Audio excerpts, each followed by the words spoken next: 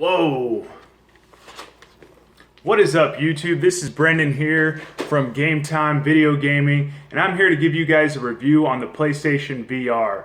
So the PlayStation VR here is actually a very comfortable fit. If you look on the inside here, they've got this nice rubber coating all the way around, giving you a very nice flush fit on your face while not hurting at all, which is a little bit different compared to the other VR systems that are out there currently. The PlayStation VR headset comes with a couple different adjustments. You've got this button here that you can go ahead and push, and you can go ahead and move this thing back and forth here, giving you a really nice fit to your head. Also, along with that, there is this little dial here. You can spin it, and basically what it does is it will go ahead and pull a little bit tighter and get this thing real snug up against your head so this thing's not moving around as you're moving your head all over the place like that.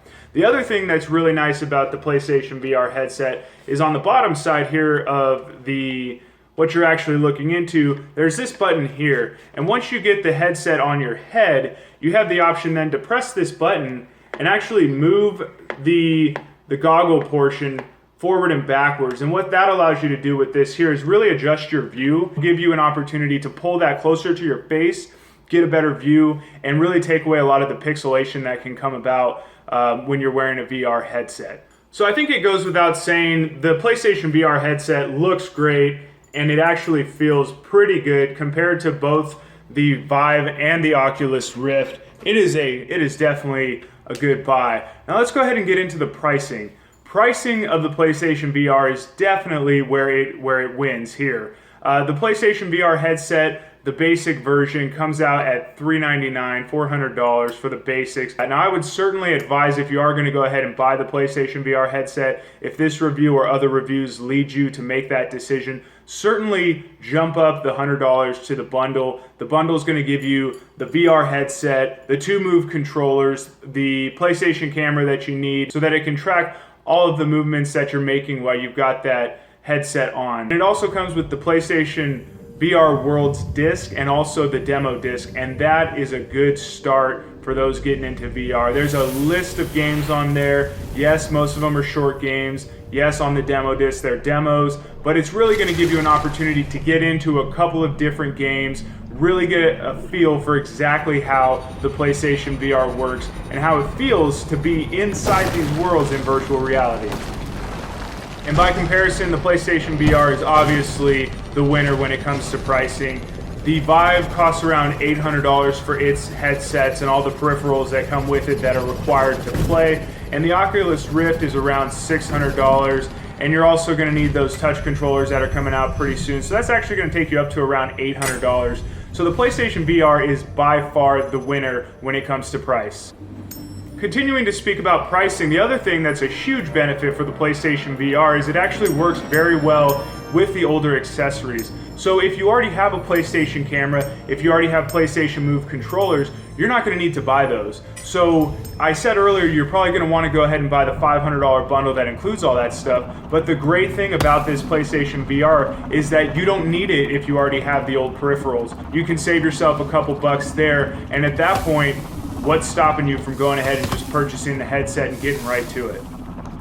So a lot of the concern was, is Sony going to be able to support this thing long term? I know a lot of us got burned with the PlayStation Vita. There were other, gimmicky type things that came out, especially all the Move type stuff, starting with Wii, then getting to the Xbox Connect, the PlayStation Move. A lot of that stuff was really gimmicky, kind of moved to the wayside based on the amount of games that are coming out alone that have already actually come out and that are continuing to come out.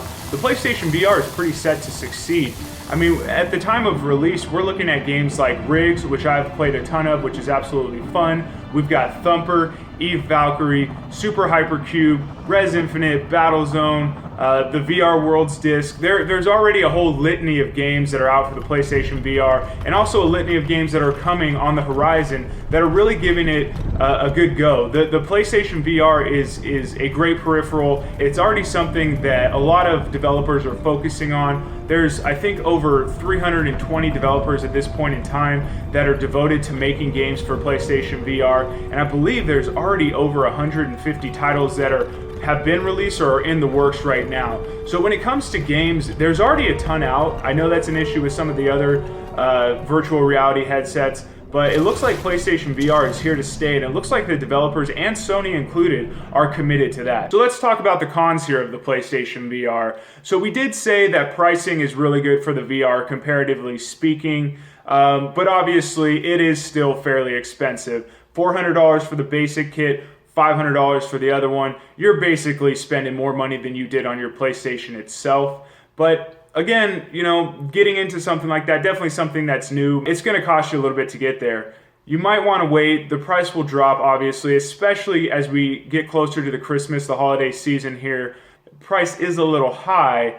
It's a lot less expensive so far compared to the other virtual reality options. And again, with Christmas right around the corner, we're sure to see some really good deals and some good bundles too on the PlayStation VR. The other thing that I think is really worth talking about here is that obviously the PlayStation VR does have graphics and resolution that are not as good as its competitors. Both the Vive and the Oculus Rift are going to boast much better graphics and resolutions. But what I will say to that is, look, first of all, the PlayStation VR is a lower price. So you've obviously got to expect that the resolution and everything is going to be a little bit worse. But it's not worse enough to the point that it's worth talking about, really, in my opinion. And the other thing that's really worth looking at, too, is that you know, you just don't really care about the resolution so much when you put the headset on. Yes, it doesn't look as great as playing Call of Duty on your 60-inch 1080p high-def screen, but what it does do is it completely immerses you into this game. Now you're getting inside of a game like Drive Club. Maybe it doesn't look as great as it would if you were playing it outside of VR without the headset, but you are inside this game. You are moving your head left and right. You are looking around the car. You're looking out the window. So the graphics aren't as great, but the immersion by far makes up for that lack of graphics and resolution.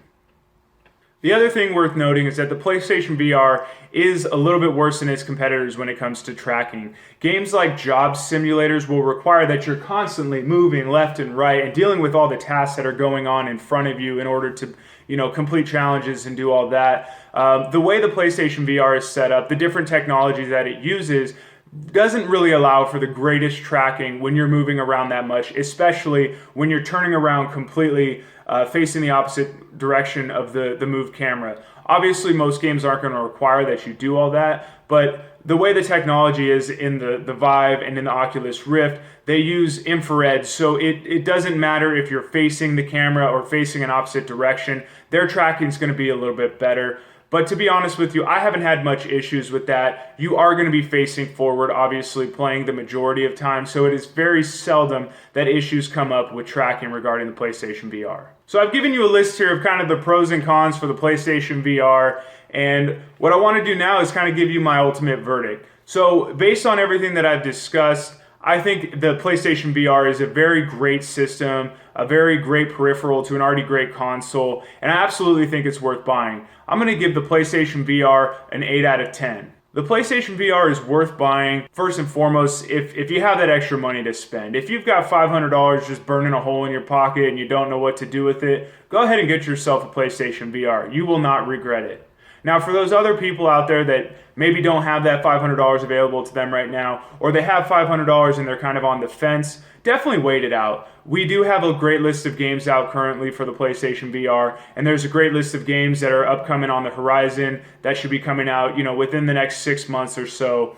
But if you're on the fence, definitely wait it out. Again, Christmas is coming up. There's definitely going to be some sort of bundle or some sort of sale going on to entice buyers to get this PlayStation VR. So wait for that. And then the other thing too is you'll be able to, you know, do a lot more research. You can go on YouTube and look at gameplay videos. You can go on YouTube and see other reviews from, you know, other folks that you trust. And it'll really give you some time to make sure that you're making your best educated decision on whether or not to buy it. But as far as I'm concerned, I bought the PlayStation VR one day after it came out. It just so happened that I had Best Buy near me that was selling it. And to be honest with you, I have had no regrets thus far. My biggest regret is probably that now real life doesn't seem as cool. But hey, if that's going to happen, that's going to happen. PlayStation VR is where it's at. So thanks for watching the video on the PlayStation VR review. If you appreciate our comments and feedback on the system, go ahead and give us a like down below. Please subscribe to the channel so that we can keep giving you guys great videos on a regular basis. Game time is over, and I am out.